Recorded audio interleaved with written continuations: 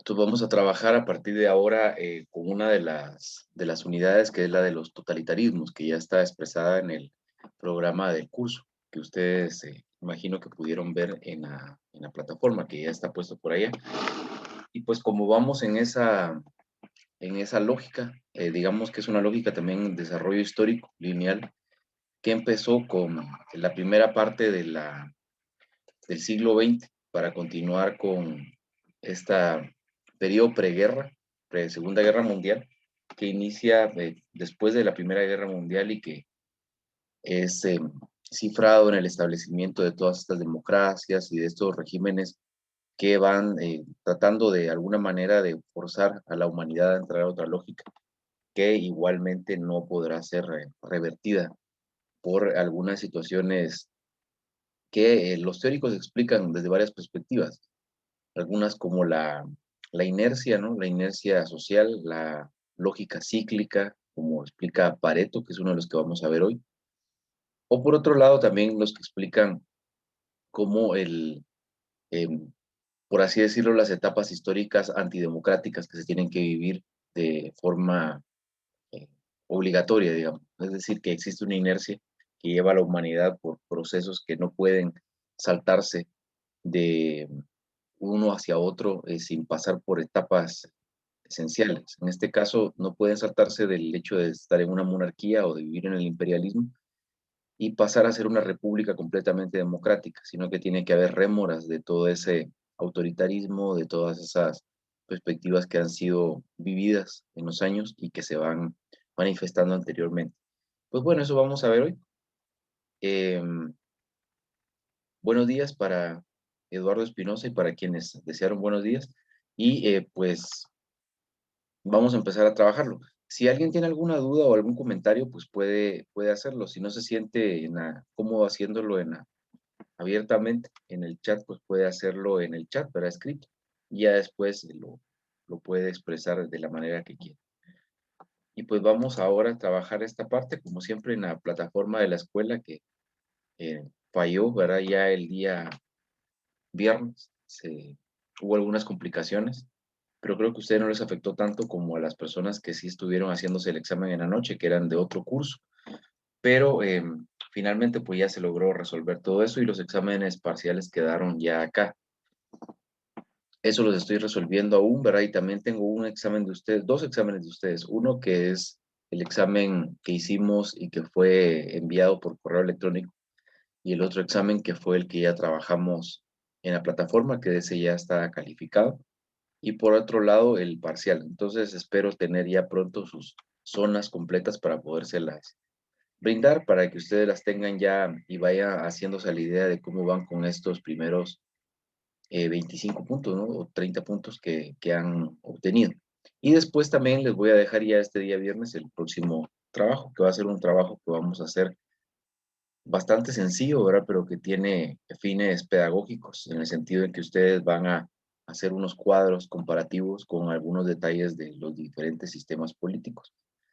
Y pues la idea de todo esto, más allá de hacer complejo o fácil el curso, es el de que ustedes vayan abriendo sus inconscientes, digamos, a esta información y que vaya quedando ya estacionada en sus mentes, ¿verdad? Es lo que se espera con estas metodologías que en su mayoría son experimentales, ¿verdad? Todo eso que está trabajando ahora de manera virtual es experimental, nadie sabe realmente cómo hacerlo de una forma muy, muy clara, pero pues se va haciendo el intento.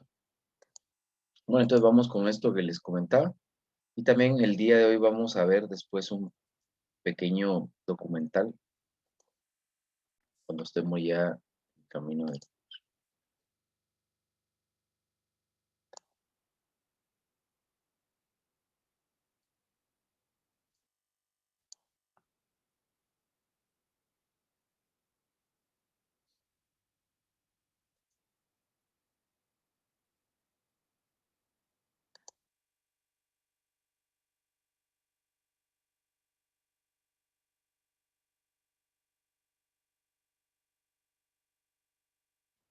Bueno, entonces empezamos ya con esta parte, ¿verdad? De los totalitarismos del siglo XX, que era lo que habíamos expresado. Ayer comentaba por ahí un poco la idea de Antonio Gramsci, ¿verdad? En el totalitarismo, pero obviamente Antonio Gramsci no tiene mucho que ver en la conformación de esto, sino que cómo la existencia de una oposición fuerte por parte del socialismo en Italia a las visiones más monárquicas y que pretendía mantener al país en esa lógica liberal, eh, reaccionaria, digamos, de las fuerzas de izquierda en todo el siglo XX. Y como respuesta a sus planteamientos y los planteamientos de todos los socialistas italianos surge el fascismo. Pero eso es lo que vamos a ver ahora.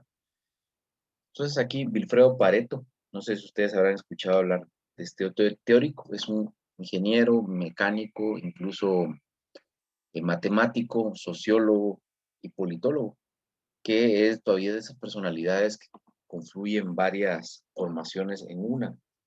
Y pues Vilfredo Pareto establece algunas metodologías de investigación muy interesantes a principios del siglo XX y habla de algo que es la interpretación de la historia desde una perspectiva cíclica. Entonces, Pareto habla de la inercia del autoritarismo. ¿Qué significa esto? Significa que las sociedades no van a ser capaces de sortear la historia de una forma lineal. Es decir, una sociedad que, por ejemplo, hace algunos años ha vivido en un contexto de autoritarismo, de dictadura, de violencia de este tipo, es muy probable, aunque viva en la democracia, que aunque el escarnio del uso del autoritarismo haya sido grande, como fue la Segunda Guerra Mundial para todos los países de Europa, esta sociedad va a tender a volver hacia la solución autoritaria, es decir, hacia el totalitarismo. Y Pareto pues lo explica de una manera muy clara, muy lúcida, incluso crea un sistema que es la visión de los ciclos. Después la tomarán otros científicos sociales, por ejemplo, Kondratiev, cuando habla de los ciclos de Kondratiev, incluso Immanuel Wallenstein, cuando habla de los ciclos largos y cortos de la humanidad. Entonces, lo que habla es que en estos ciclos la historia se repite una y otra vez. Y en la historia del siglo XX, según Pareto, la lógica de autoritarismo-democracia va a estar alternándose en la vida de la sociedad. Viéndolo así, lo que iba a pasar en Europa es que el hecho de vivir en una vida supuestamente republicana democrática que se estaba recién estableciendo, no iba a estar exenta de estos golpes de timón y de vuelta de regreso hacia el autoritarismo. Y lo que iba a suceder es que la mayoría de sociedades europeas, como la sociedad guatemalteca, ustedes lo pueden ver en estos días también, bueno, la sociedad guatemalteca no ha vivido un trauma tan severo como el de la Segunda Guerra Mundial, vivió uno que fue el de la guerra interna, pero no ha logrado todavía sanarse, digamos, de esa, de esa dinámica y de todas las lógicas que se implantaron en ese momento. Por ahí se explica mucho la violencia actual, pero el momento en que trate de salir de esta lógica, lo que va a pasar es que va a aparecer un ciclo de democracia y posteriormente se va a manifestar una vuelta al autoritarismo. Hay una persona que está tratando de entrar, que es Deina González Cándido, pero no logra entrar. Entonces esperemos a ver si ahora sí se puede. Pues bueno, en esta lógica del autoritarismo y de las vueltas al autoritarismo, entonces Pareto explica esto. ¿Por qué les explico esto? ¿Por qué? Porque en la sociedad italiana y en Europa va a suceder que va a haber una vuelta al autoritarismo todo el tiempo. Durante el siglo XX se va a manifestar esta realidad una y otra vez hasta que llegan al momento de la Segunda Guerra Mundial y aquí pues se abre un nuevo ciclo. Incluso se distribuye el poder de manera diferente. Los colegas de Relaciones Internacionales hablan de un momento de quiebre en el paradigma realista y la guerra transforma también en los espacios en los que se irradia el poder. Se transforma las superpotencias que en ese momento eran Francia e Inglaterra, después de la Segunda Guerra Mundial, que quedan varados incluso como potencias coloniales, y se transforma la próxima potencia en Estados Unidos y la Unión de Repúblicas Socialistas Soviéticas, como los dos eh, antítesis, digamos, en términos ideológicos que se van a estar disputando el poder en el mundo. Pero esa ruptura de ciclo, digamos, todavía no se había dado a principios del siglo XX. Y de esta manera, pues surgen todas estas inercias y estas lógicas. Entonces, por acá aparece el totalitarismo. El totalitarismo es una visión, digamos, del absolutismo de siglos pasados, pero más moderna, no tan absolutista, por así decirlo, como las otras. El absolutismo de las monarquías empoderaba a una figura real en un régimen de política premoderna en la que todavía no existían esta distribución de poderes que ya existen en la República. Sin embargo, el totalitarismo es una vuelta a esas condiciones, pero en un contexto más moderno. Por así decirlo, el totalitarismo se transforma en una visión extrema de la dictadura y es, como les preguntaba en el examen, ¿no? Al final peor que una dictadura, ¿no? El totalitarismo es la toma del poder por las fuerzas de la inercia del autoritarismo pasado. Entonces, por acá, ¿verdad? Algunos hechos del autoritarismo y estos, del totalitarismo, perdón, estos hechos del totalitarismo se manifiestan claramente a principios del siglo XX. Después vamos a ver un pequeño documental, es un pequeño video de la BBC, donde hablan sobre el totalitarismo y el fascismo en la actualidad y manifiestan que realmente ahora no se vive en un régimen totalitario ni fascista en ningún momento, porque aunque hay algunas trazas, digamos, de estas perspectivas, no se está manifestando de manera clara y, y muy parecida, digamos, a esto que sucedió en el siglo XX, a principios del siglo XX. Es decir, el totalitarismo se dio en un momento de la historia de la humanidad y finaliza también con algunos regímenes, como por ejemplo la muerte de Mao, ¿verdad? A finales de la década de los 60 y de los 70, perdón, y por otro lado también se va a ir manifestando con otros regímenes como algunas dictaduras militaristas africanas, pero no es un totalitarismo de manera tan explícita, digamos, como lo que se dio a principios del siglo XX. Bueno, ¿cómo se caracteriza esto y cuáles son sus, sus claves, digamos, para comprenderlo? Primero, y quizá es la clave más importante, es el culto a la personalidad. Es decir, el culto a la personalidad de un dictador o de un personaje que va guiando. Es, digamos, una visión extrema del presidencialismo y de ese mesianismo que se le otorga a los líderes. Eh, yo creo que ustedes ya podrán ir viendo que hay también varios liderazgos en América Latina específicamente que tienden hacia esta dinámica, hacia la del otorgarle cualidades divinas y más allá, digamos, superhumanas, a algunos personajes que en teoría pues van a resolver todos los problemas de los países. Y esto lo que va dando vida es también a los dictadores, ¿no? O sea, esta visión del todo el poder, de la omnipresencia y de la omnisapiencia. Obviamente cuando esto se empieza a romper y cuando este idilio, digamos, que se establece entre la personalidad falsa de un solo personaje frente a la sociedad, después va dando vida al desencanto, ¿no? Y el desencanto trae consigo la expulsión del poder de esos personajes. Estos son los dramas que se viven en la política contemporánea, específicamente en lugares donde la política aún no es tan moderna ni está desarrollada y donde se vive un presidencialismo a veces hasta ridículo, ¿no? Con esas visiones tan eh, mesiánicas, digamos, de la política. Pero una clave del totalitarismo en ese momento es la del culto a la personalidad. Es decir, la persona es infalible, es omnipresente, es todo, ¿no? Una, tiene bastante que ver también con la visión cristiana de un dios o de una deidad, de esa tradición griega y romana que nos viene a nosotros de las deidades y de la religiosidad. Pues bueno, por otro lado, aparte del culto a la personalidad, también está la visión de un partido único. Es decir, solo un partido se empodera y este partido después rechaza la participación y la existencia de todos los demás partidos. ¿Verdad? En este sentido, también hay un metarrelato y el metarrelato significa una explicación para todo. Y también es una explicación general que le da eh, un sentido, digamos, a la vida de las sociedades. Y en este metarrelato, es decir, algo que explica todo, que puede ser bien una teoría de la conspiración, habla sobre los enemigos incluso del régimen o de la sociedad.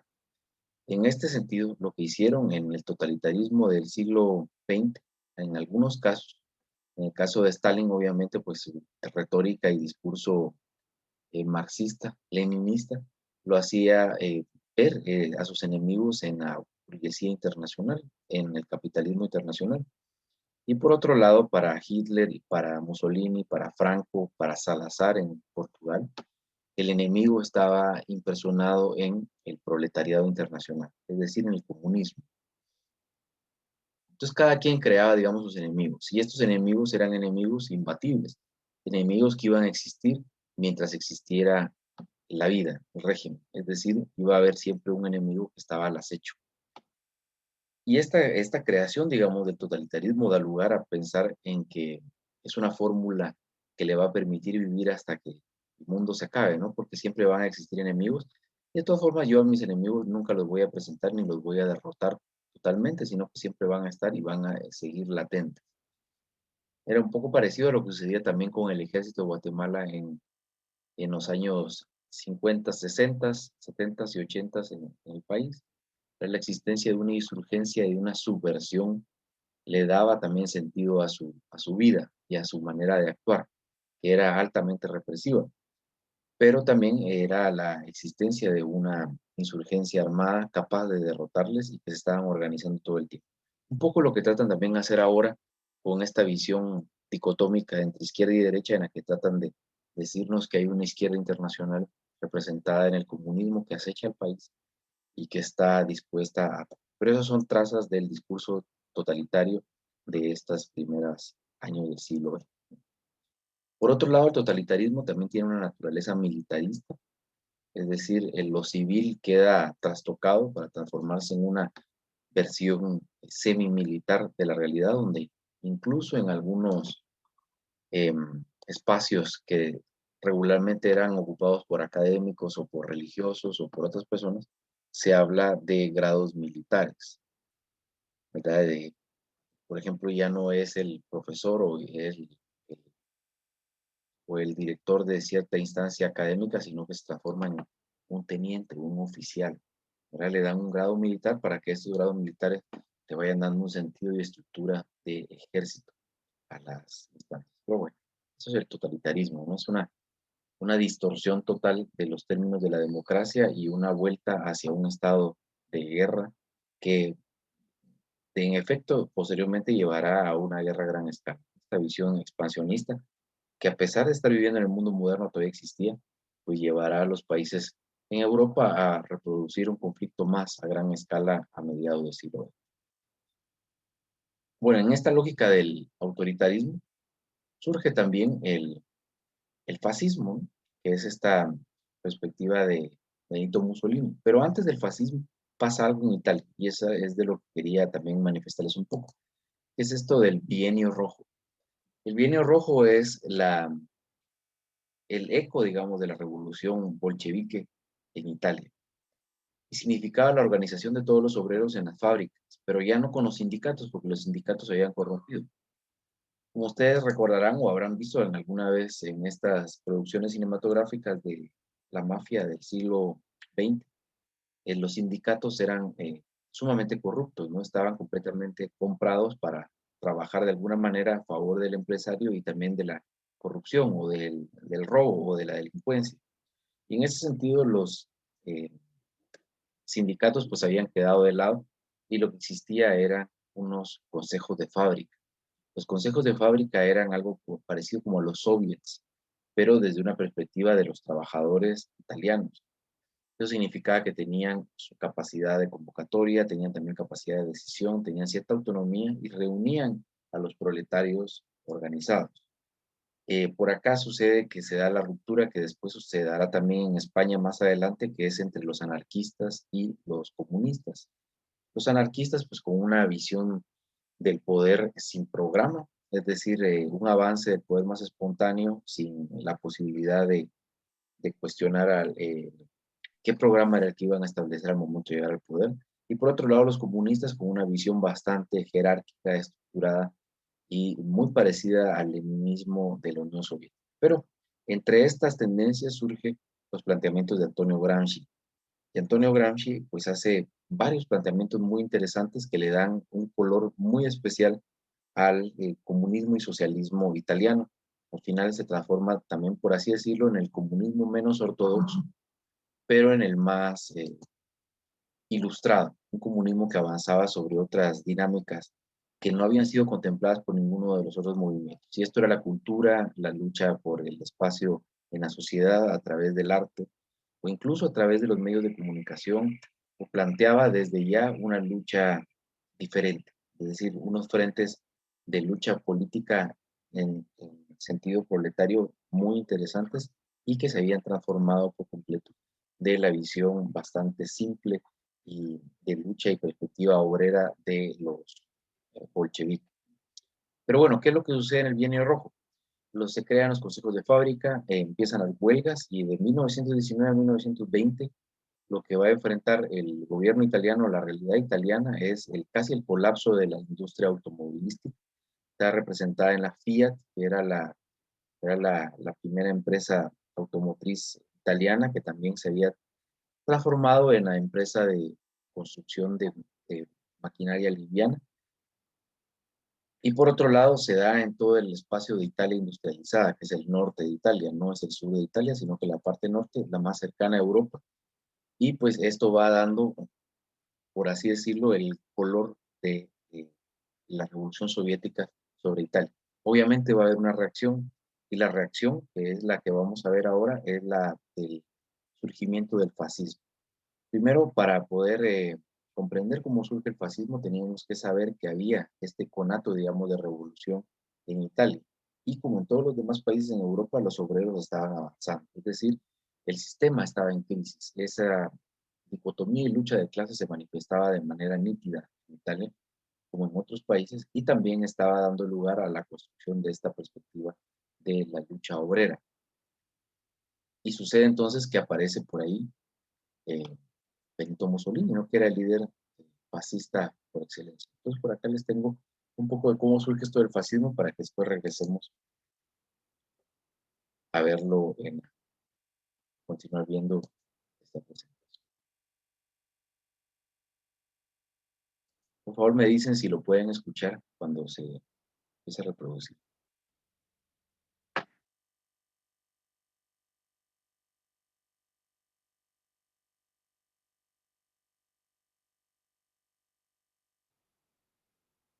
Le Pen, Salvini, Orbán, Bolsonaro, Trump, el partido Alternativa para...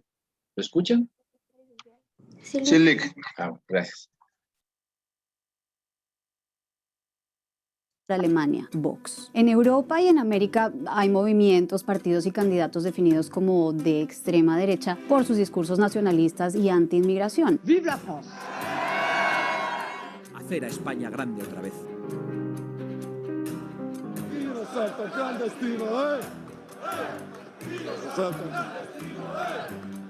Y no son pocos los que ven en algunos de ellos la reencarnación del fascismo. Pero claro, aquí lo primero que habría que revisar es qué es el fascismo y en qué se diferencia de la extrema derecha. Así que vamos a tratar de explicarlo de manera corta y concisa. El fascismo es una ideología y un movimiento político que surgió en el siglo pasado. Nació oficialmente el 23 de marzo de 1919 cuando Mussolini fundó en Milán el grupo Fasci di Combattimento, que reunía a excombatientes de la Primera Guerra Mundial. En ese entonces, Italia, como casi toda Europa, estaba golpeada y endeudada después de la Primera Guerra Mundial. Había hambre, pobreza, falta de empleo. Estaba eso al borde de una guerra civil con crisis política, económica y social. Así que todos esos elementos fueron los ingredientes perfectos para que el grupo fundado por Mussolini creciera rápidamente. Más que propuestas concretas, lo que unía a sus integrantes era una oposición violenta a las reivindicaciones de izquierda y una exaltación del sentimiento nacionalista. Así que a finales de 1921 nació el Partido Nacional Fascista. Un año después, las brigadas fascistas entraron marchando a Roma y Mussolini llegó al poder a pedido del rey Víctor Manuel III con el apoyo de grandes empresarios y del Vaticano, porque tras la Revolución Rusa de 1917 todos tenían pánico pánico de que el comunismo también llegara a Italia. Más tarde, cuando el rey Víctor Manuel III convocó a elecciones en 1924, Mussolini las ganó por mayoría absoluta. Y un año después, en 1925, el duce asumió todos los poderes y a través de unas leyes llamadas fascistísimas transformó el Estado italiano en un régimen autoritario. Nació el Estado fascista.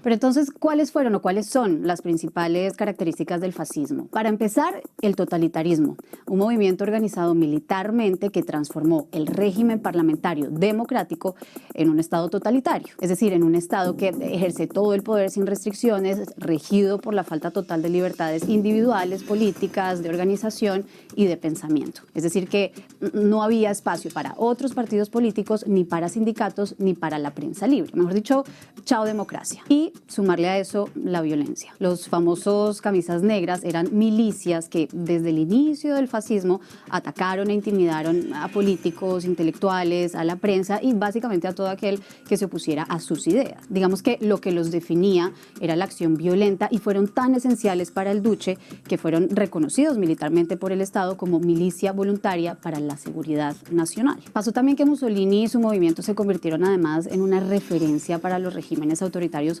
de todo el mundo. Franco en España, Salazar en Portugal y sobre todo Hitler en Alemania. Era un ídolo Mussolini. Lo cierto es que el fascismo nació con Mussolini y murió con Mussolini al final de la Segunda Guerra Mundial. Pero, ¿hay gobiernos fascistas actualmente? La respuesta corta es no. Lo que sí existen son gobiernos y partidos de extrema derecha o ultraderecha que sí recuerdan a veces algunos de los fundamentos del fascismo. La exaltación nacionalista, el discurso anti-inmigración y en contra de las minorías y también el hecho de considerar a la prensa como un adversario.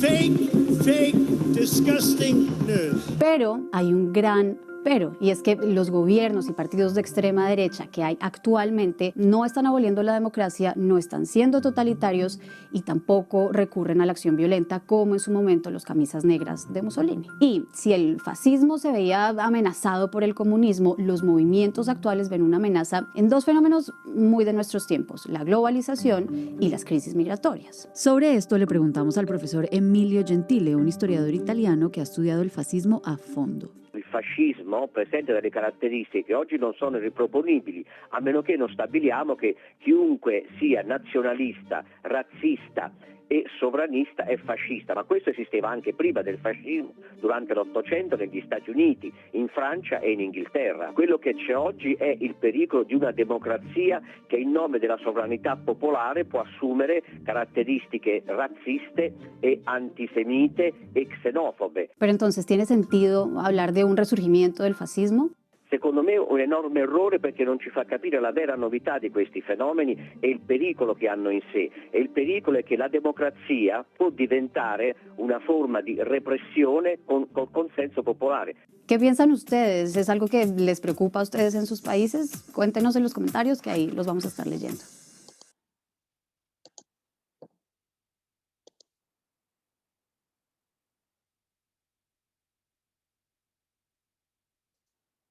Bueno, pues ya veíamos esta presentación sobre el fascismo, ¿no? Y más allá de entrar en la discusión que plantea en este programa, pues la idea es la de tener ese preámbulo para comprender cómo es que se va construyendo esta perspectiva del fascismo en Italia y cómo también Italia se transforma en la construcción ideológica que después le dará vida a otras perspectivas en Europa. ¿Y por qué es, por ejemplo, que Hitler trata de imitar lo que sucede en Italia? ¿Y por qué es que ve en el fascismo un referente para su construcción del nacionalsocialismo? Y es que el fascismo, aparte de lo atractivo que resulta en términos visuales, por así decirlo, de la dinámica y toda esa puesta en escena que es como una ópera, una tragedia, ¿verdad? De teatro. Aparte de todo eso y toda esa histrionidad, digamos, que impresionaba Benito Mussolini por su formación como comunicador y también como artista, ¿no? Pues también tiene algunas otras construcciones que le dan una solidez, digamos, a su perspectiva. Y es que Mussolini antes también había sido socialista y conocía muy bien, incluso en algún momento él es saludado por el régimen soviético como uno de los socialistas más prolíficos de Italia. Y en este sentido, pues Mussolini conocía muy bien la conformación de Italia, conocía incluso algunos detalles de la vida campesina en Italia y sabía muy bien qué decirle también a la gente en Italia. Él conocía, por ejemplo, que los trabajadores del campo eran trabajadores que no se iban a transformar ni querían una revolución para la transformación del país, pues sus condiciones de vida lo que les llevaba era a buscar el superproducto en pequeños espacios. Y lo que sucede al final es que Mussolini conoce y sabe que a ellos lo que tiene que ofrecerles es más tierra, aunque sea una parcela de tierra, aunque sea unos metros más de tierra. El pequeño productor, el pequeño campesino, siempre va a querer ser terrateniente, aunque sea minifundista, aunque quiera un poquito más de tierra, siempre en su lógica y en su perspectiva fisiocrática, lo que va a buscar es tener más espacio vital. Y sabiendo eso, que procedía, digamos, de su formación y de su conocimiento a través del movimiento del socialismo en Italia, pues Mussolini empieza a estructurar un movimiento y también a ofrecer a la gente algunas condiciones muy puntuales en términos de lo que se ofrecía o del conocimiento que le había dado la izquierda o el socialismo a su perspectiva. Pero Mussolini se transforma en enemigo después de las mismas fuerzas de la izquierda. Es algo típico y común, ¿verdad? Que alguien que tiene mucha capacidad en la izquierda se sale y se transforma después en un enemigo acérrimo de estas formaciones. Es algo asintomático de las mismas izquierdas en todo el mundo, ¿no? Siempre los peores enemigos de la izquierda salen de sus filas y de sus mismos compañeros. Las razones, pues, habrá que buscarlas en la psicología social, quizá, o en la psicología individual, o quizá en la historia y la cultura de las personas, pero hay algo por ahí que no empata y que casi siempre hace que los principales detractores sean los mismos compañeros o compañeras, ¿no? En algún momento. Es decir, hay una vuelta poco afectiva hacia esas instancias de información. Pues bueno, entonces al ver algunos detalles del fascismo que ya también veíamos en el título, en el video, por ejemplo. ¿Cómo se organiza el fascismo? Pues militarmente, eso era algo que ya decíamos, ¿verdad? Era esta visión de darle grados militares a los civiles, de construir una democracia sumamente violenta, que ya no es democracia, sino que se transforma en la imposición de derechos o formar grupos de choque, es decir, vivir en un estado casi que de guerra civil sin tener un enemigo muy declarado, ¿no? O evidente. Por otro lado, la situación del culto a la personalidad, que en el caso de Mussolini, pues trajo trágicas consecuencias para él y para su pareja, que después son colgados y son linchados, digamos, en la plaza y son colgados cuando son encontrados ya al final de la guerra. Es decir, había un odio social contra ellos, pues se había contenido bastante durante todo el régimen. Una situación que es también asintomática de todos los regímenes totalitarios en el mundo. Por ejemplo, ustedes pueden verlo en el caso de Frank en España, que muere en 1978. Y al morir, pues todavía sigue por ahí el culto a la imagen. Un poco lo que sucede también en Guatemala con el culto a algunos personajes violentos de la historia del país, por lo regular militaristas. En este caso, se habla de Ubico, por ejemplo, ¿no? La gente todavía está hablando del tiempo de Ubico, o alguien que es el líder un poco más contemporáneo y que se le han otorgado también algunas cualidades que no son precisamente las propias, sino que son superhumanas. Es el caso de Ríos Montt, por ejemplo, cuando se habla de cómo en teoría tenía controlada la delincuencia en el país, cuando Guatemala vivía en uno de los peores momentos en términos económicos durante su régimen, pero durante su gobierno no era es una cuestión completamente idílica, falsa, la que se construye para, como el objeto de dar esta imagen. Pero bueno, eso es propio del fascismo. El fascismo utiliza todas estas medios y recursos del discurso para establecer algo que no es, ¿verdad? Es una puesta en escena a gran escala y que hace pensar y sentir al mundo que está viviendo en otro momento. La visión también de un pasado imperial glorioso, pues es clara, ¿no? La idea de las huestes que llegan sobre Roma y que hacen a Italia grande. Lo mismo sucedía con el Tercer Reich, ¿no? Que era la idea de un reinado que iba a durar por 1000 años, decía Hitler, ¿no? Incluso la misma eh, representación arquitectónica que querían manifestar y querían hacer ver era como un poco el imperio romano, el imperio pasado. Es decir, las glorias pasadas se manifestaban en todo su esplendor con la presencia de estos dictadores. José Luc pregunta, ¿en Guatemala se puede en algún momento hablar de absolutismo, fascismo? En Guatemala lo que hubo fueron totalitarismo, ¿no? Con el régimen de Ubico era un régimen totalitario. Y paradójicamente era un régimen que venía del liberalismo. Se suponía que era la democracia más desarrollada, la que se estaba viviendo con los liberales, porque eran los herederos de la Revolución Francesa. Pero por aquí aparece un actor que va a manifestarse en toda la historia del país y que lleva también con una, digamos, idiosincrasia propia a las Fuerzas Armadas en Guatemala. Cuando surge el ejército en Guatemala viene de la mano de los liberales, que surge en 1871, se funda con ellos y después también paradójicamente, y esto es lo que le digo que es paradójico, porque al final será el mismo ejército que estará en contra del régimen democrático, el ejército se profesionaliza en la visión en la perspectiva de Jacobo Arbenz Guzmán. ¿Verdad? Arbenz trata de darle ese profesionalismo al ejército para que sea el defensor de la democracia. Sin embargo, eso se transforma en contra de él al final y en contra de la democracia. Entonces el ejército asume una visión más napoleónica, ¿verdad? Imperial, eh, podría decirse fascista, aunque no van a demoler por completo todas las instituciones democráticas, a excepción del año 1982, cuando incluso se vive durante un año con en toque de queda, es decir, con una constitución militar emergente creada por un abogado militar de apellido Tulches, que fue el encargado de diseñar una constitución de emergencia donde se suspendían todas las posibilidades de derechos constitucionales básicos.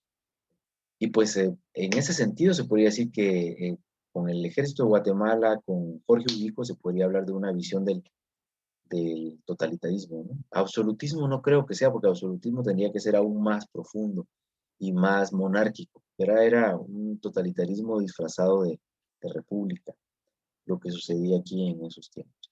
Incluso Estrada Cabrera, ¿no? Como dictador, pues es un dictador civil que llega al poder y que fue incluso una dictadura más profunda que la de Ubico. Y él no está luchando contra los comunistas, sino que él luchaba contra las rebeliones y contra las conspiraciones internas. Ahora se sabe de la galopante paranoia que sufría Estrada Cabrera, que al final, pues incluso hasta es declarado interdicto, incapaz mental para poder gobernar. Y la idea era, pues, esa, la de quitarlo del poder porque ya no tenían las capacidades mentales, estaba sufriendo de una delirio y persecución de toda su esplendor. En América Latina se dio algún movimiento protofascista, sí, hay varios, ¿no?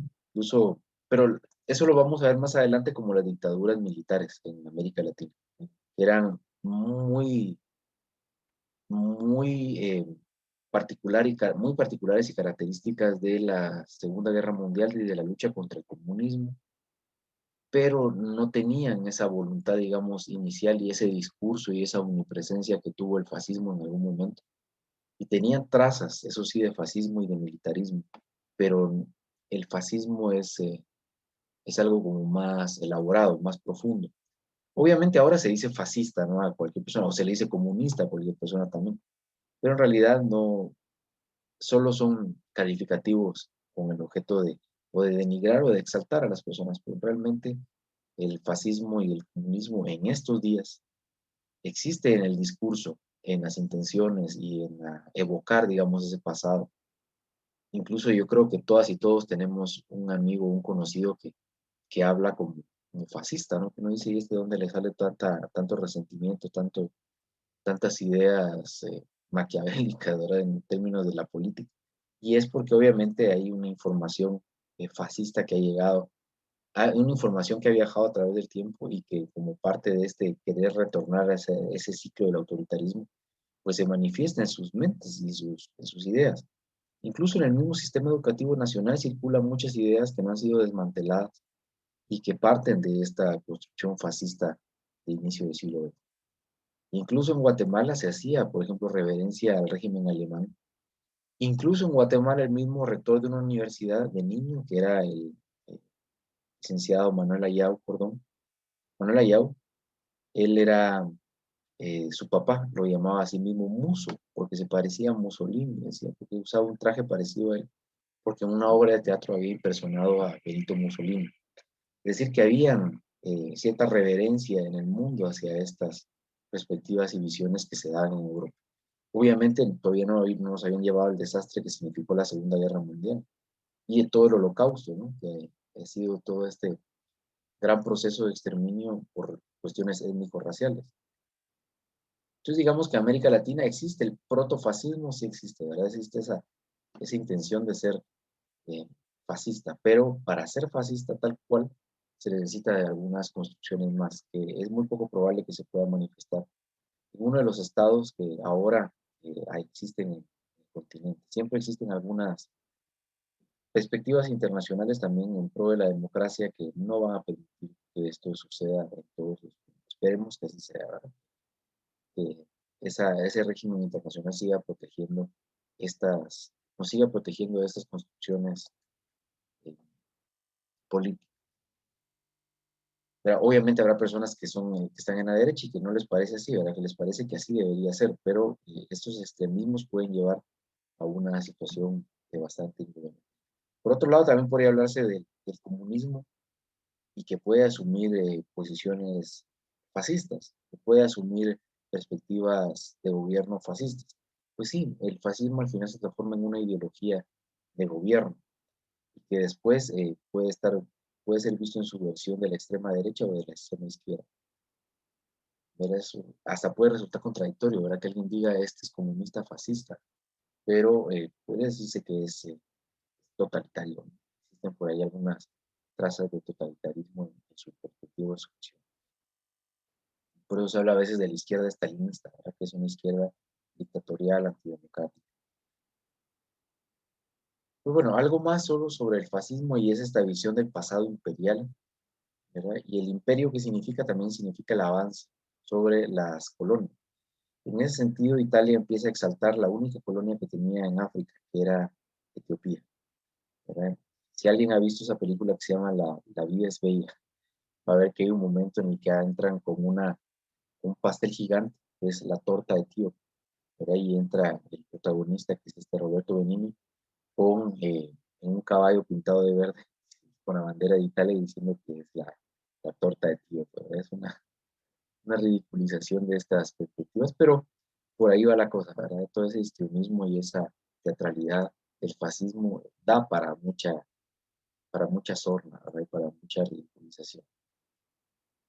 Y pues bueno, entonces esto sería lo que vemos hoy, ¿verdad? Sobre esto. Primero empezábamos con lo de Pareto, ¿verdad? Y la inercia del totalitarismo y del autoritarismo, perdón, que después se transforma en totalitarismo. Es algo que estamos atenidos. Habrá que ver en qué ciclo estamos ahora y a qué estamos regresando. Por acá en el país se puede ver que hay algunos virajes y retornos hacia algún ciclo que empezó hace algún tiempo y que nosotros pues estamos presenciando en estas circunstancias y situaciones en las que se vive ahora. Por otro lado, esto da vida al totalitarismo, que eran estos regímenes que están por acá, ¿verdad? Que tienen algunas visiones muy parecidas, unas perspectivas muy parecidas. Después nos fuimos a lo del bienio rojo, que era la amenaza comunista sobre Europa, y entonces eso hace también que la reacción del fascismo sea aún más desmedida. Y por último, lo del fascismo, y con ese pequeño documental que veo. Pues bueno, no sé si tienen dudas, comentarios, algo que quieran que hablemos sobre esto o sobre algún otro tema, por favor. Licenciado, yo tengo una duda. Lo de Adelante. las camisas negras, ¿qué era? Sí, las camisas negras eran estas, después se recrean en la SS en Alemania, Las camisas negras eran los partidarios de Benito Mussolini, que eran las fuerzas de ataque, digamos, las fuerzas estas de combatimiento que decían del fascismo. Era como un ejército urbano, digamos, integrado casi siempre por jóvenes que estaban tratando de llevar desde lo civil esta visión del fascismo al poder. Incluso algunos teóricos de las ciencias sociales señalan que esta visión también parte de la perspectiva socialista de Gramsci y que Benito Mussolini la toma para sí también y la transforma en esta visión de una lucha urbana, una lucha en la calle, una lucha callejera.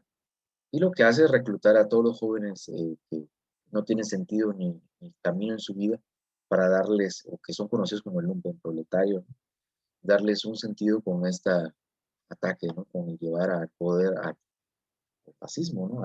A un sentido político. Eduardo Espinosa dice milicias, fuerzas de choque, exactamente así son, ¿verdad? Pero ¿por qué el color negro también? El color negro es el del anarquismo, pero los fascistas pues lo escogen también porque es un color que en la psicología también social tiene, da poder y es contrario, digamos, al rojo. En algunos momentos los anarquistas pues tienen rojo y negro, pero era para así manifestar la antítesis al otro. Era una perspectiva bastante politizada y con muchos referentes de la comunicación en sí. Era la idea de todo esto. Cabal aquí por aquí, bueno, Diana, por ahí dice Carlos Racancó, la SA y después las SS, exactamente, eran las fuerzas de choque, ¿no? Las fuerzas de choque que representan son por así decirlo, los brazos armados, delincuenciales, urbanos, de todas estas formaciones. Qué triste de ser parte de una de esas fuerzas de choque, ¿no? Ser un seguidor inconsciente de, de una propuesta política.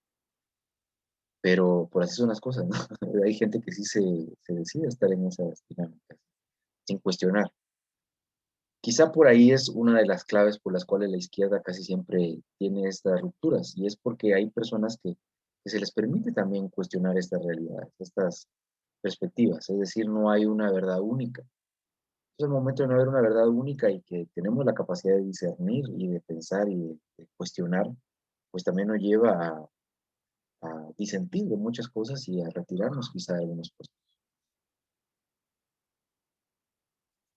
Por aquí pregunta José Lu, que con la teoría de Pareto, ¿se aplica a todo evento político o solo a los autoritarios? Es a todos los eventos políticos. En los ciclos, digamos, de la historia. Si alguna vez tienen la oportunidad de leer a Immanuel Wallenstein, les invito a que lo lean, y hablan sobre los ciclos históricos de la política. Incluso hablan de los ciclos cortos y de los ciclos largos. Pero esta visión de Pareto, más allá de que haya manifestado que el autoritarismo volvía o que no, lo importante y lo interesante de su perspectiva es que establece esta lógica de los ciclos, ¿verdad? Es decir, que la historia no es lineal. Lo que pasó hace unos meses es muy probable que se repita. Ya tenemos una tendencia a caer en esas inercias.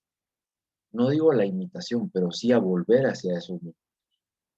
Y es muy importante encontrar estas lógicas cíclicas, a veces en los ciclos cortos, porque nos explican muchas cosas que están por suceder, pero también a veces nos puede llevar a un determinismo metodológico que no es muy positivo. Por ejemplo, con lo que eh, sucedió en Guatemala en 1993 con Jorge Serrano Elías y el autogolpe de Estado por tener una fuerza política muy pequeña para ser representada en el Congreso. Era la visión del outsider.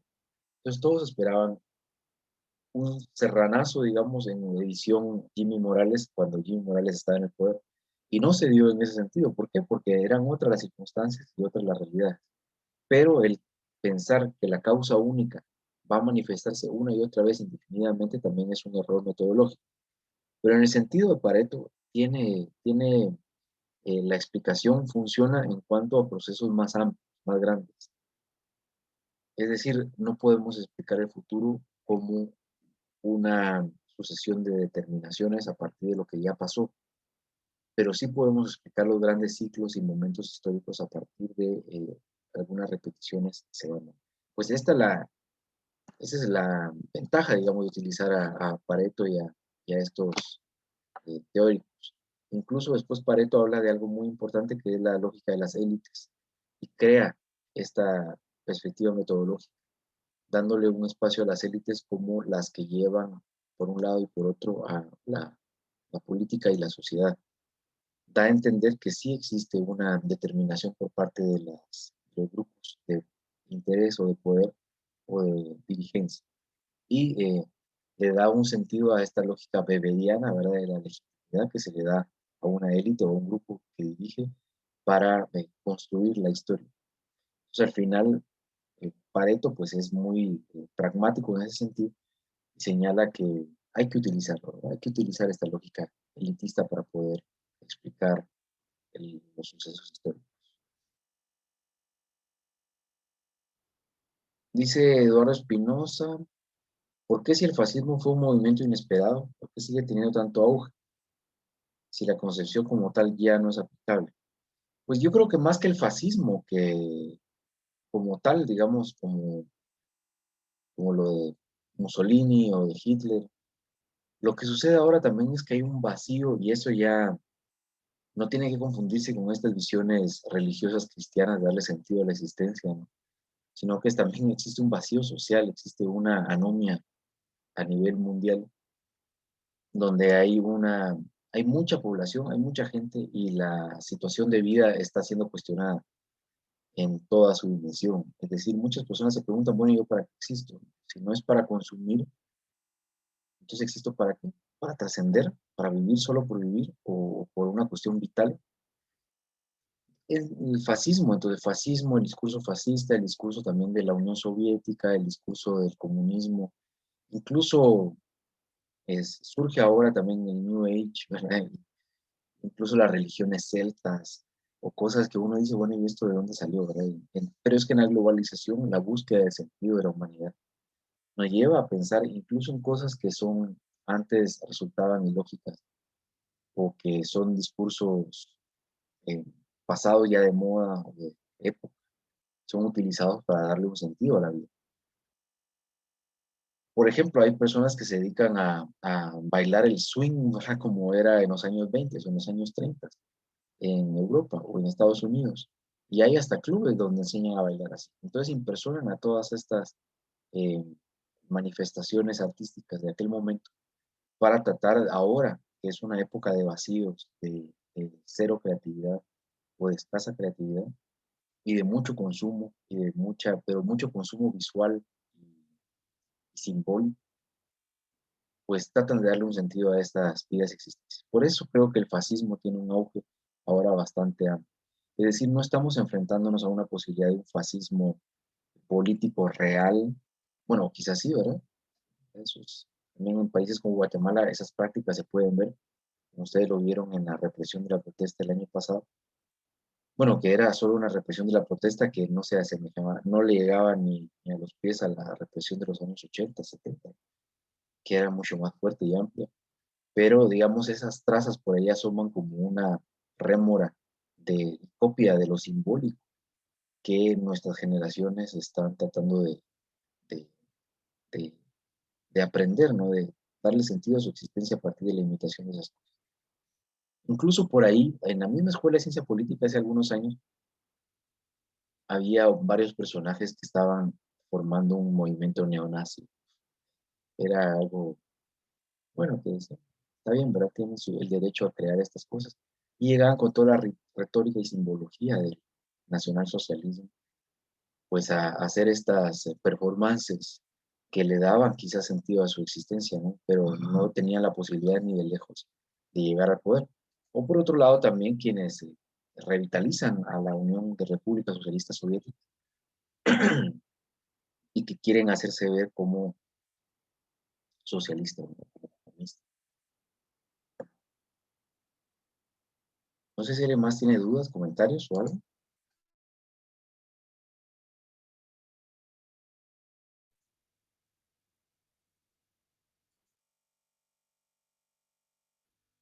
Pues bueno, entonces vamos, muy bien, vamos terminando ya con la clase del día de hoy.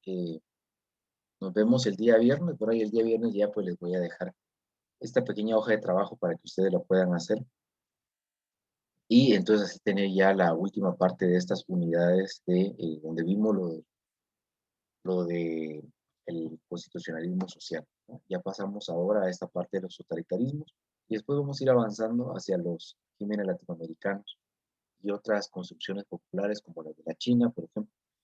Después vamos a hablar también de Cuba, ¿verdad? Como una, una construcción exitosa latinoamericana del socialismo. ¿Por qué digo exitosa? Porque sí se ha logrado mantener en el tiempo, más que si ha representado éxito en términos occidentales capitalistas, ¿no? Pero eso, una que por su permanencia, pues hay que estudiarla. Y después también otros regímenes, otros sistemas políticos que han quedado por ahí parados en el tiempo y que ahora pues se están manifestando y que hay que comprender para conocer qué es lo que está sucediendo. Pues bueno, entonces estamos, si nadie más tiene algo que agregar. Muchas gracias, licenciado. Muchas Bueno, gracias. feliz Feliz día, día, que la pasen bien. licenciado. Nos vemos,